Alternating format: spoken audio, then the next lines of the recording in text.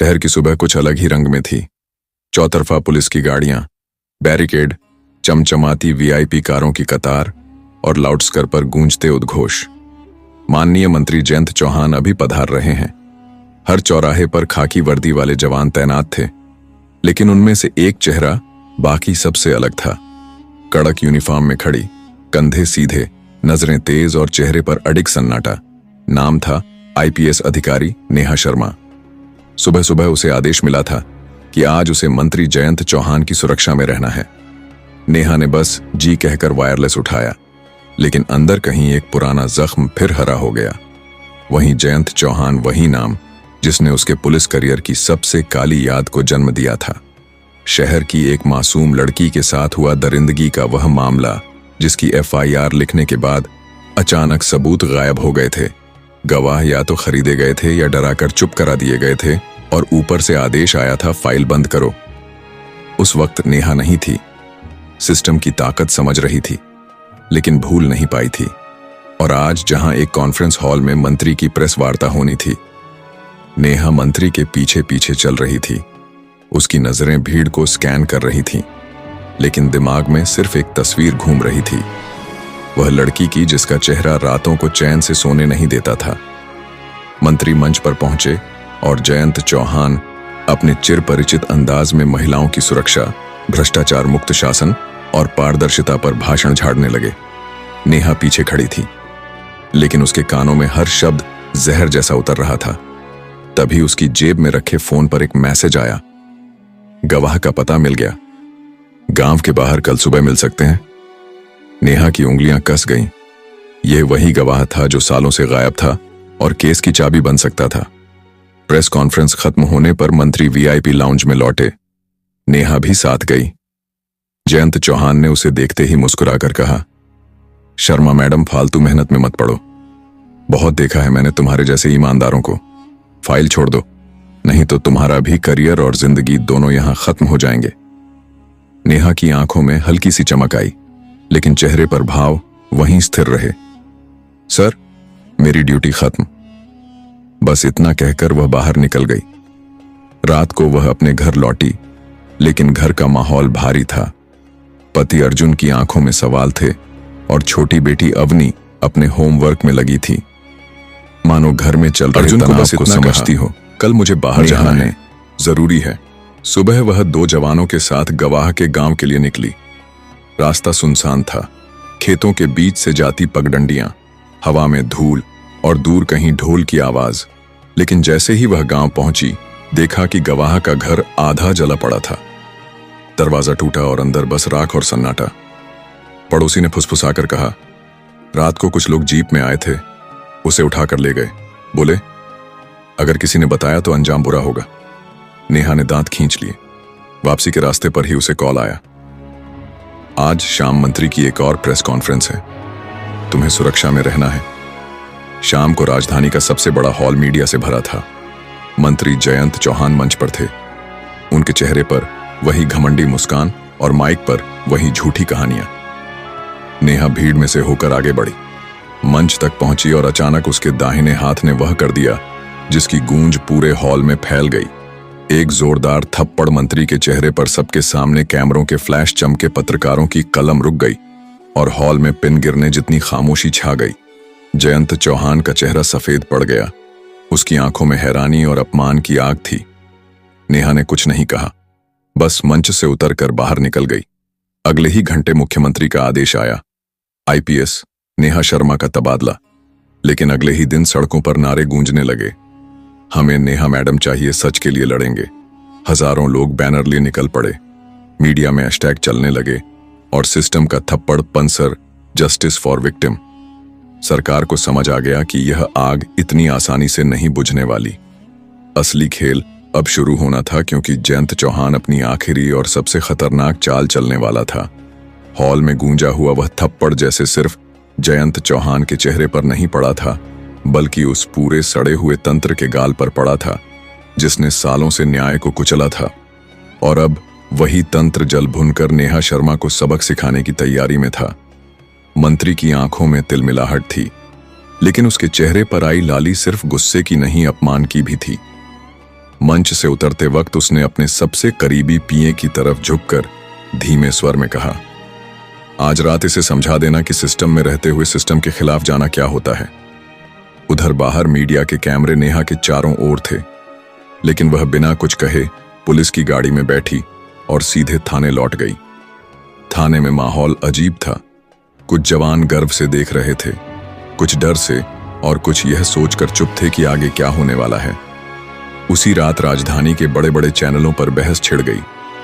एक तरफ लोग कह रहे थे कि नेहा ने अपने पद की गरिमा तोड़ी, तो दूसरी तरफ देश भर से आवाजें उठ रही थीं। अगर एक ईमानदार अफसर भी चुप रहेगा तो आम आदमी किससे उम्मीद करें।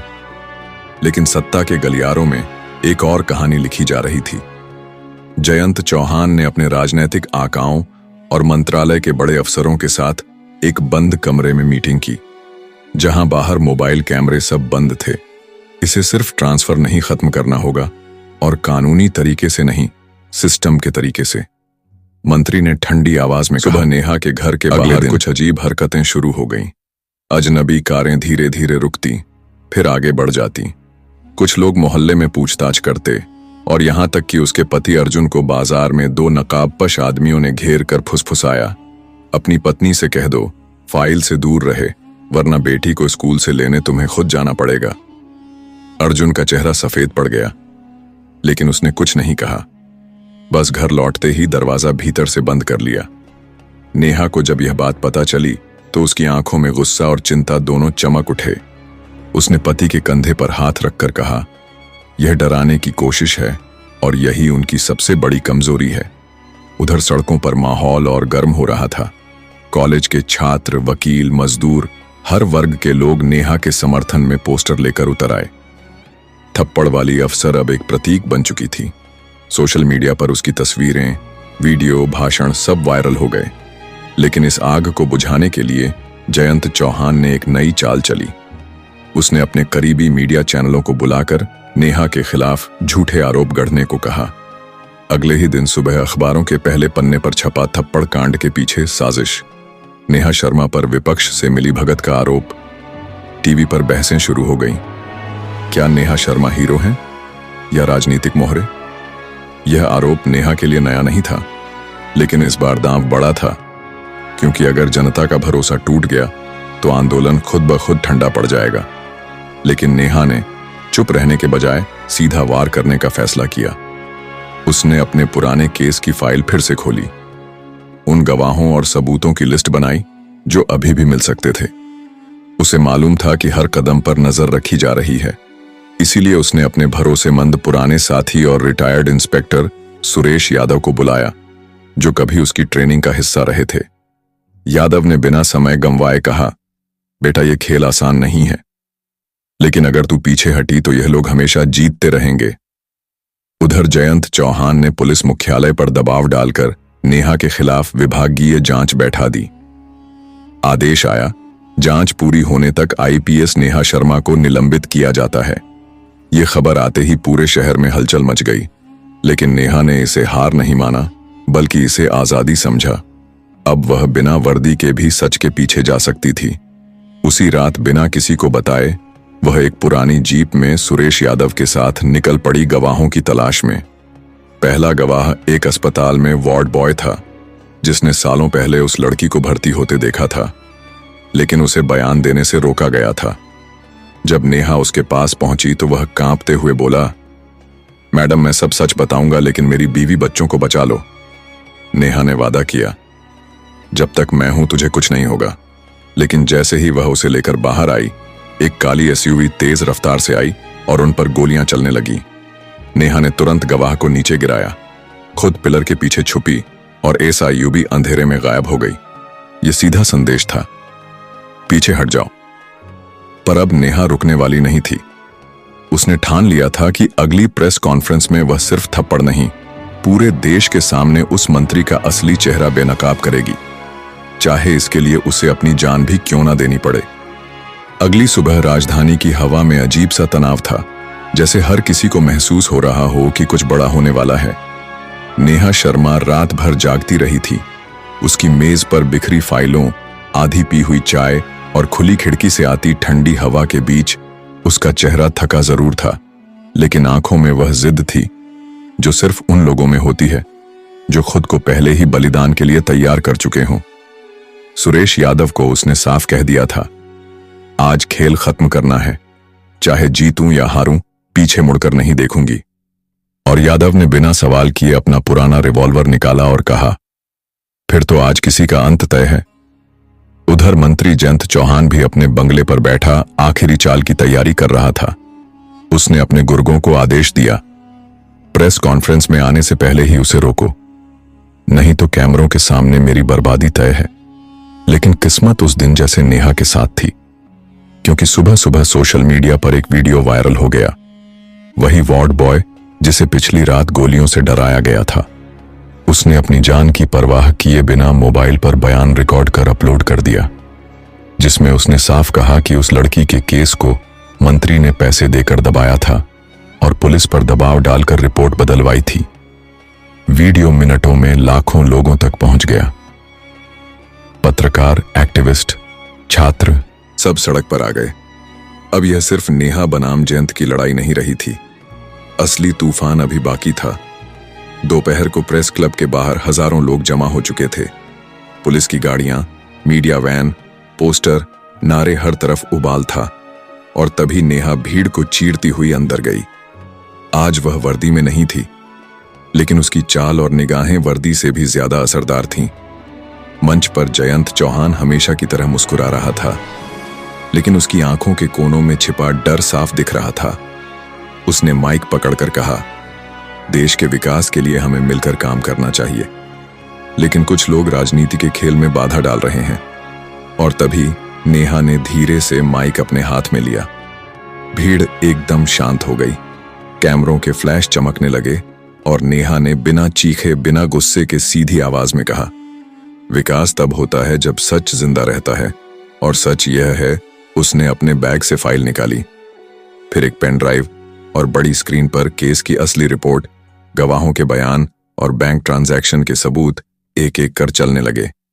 जयंत चौहान ने माइक छीनने की कोशिश की, लेकिन नेहा ने उसकी तरफ देखकर कहा, इस देश की पुलिस का काम अपराधी को बचाना नहीं, पकड़ना है। और आज मैं सिर्फ एक अफसर नहीं, एक नागरिक बनकर कह रही हूं, आप गिरफ्तार हैं।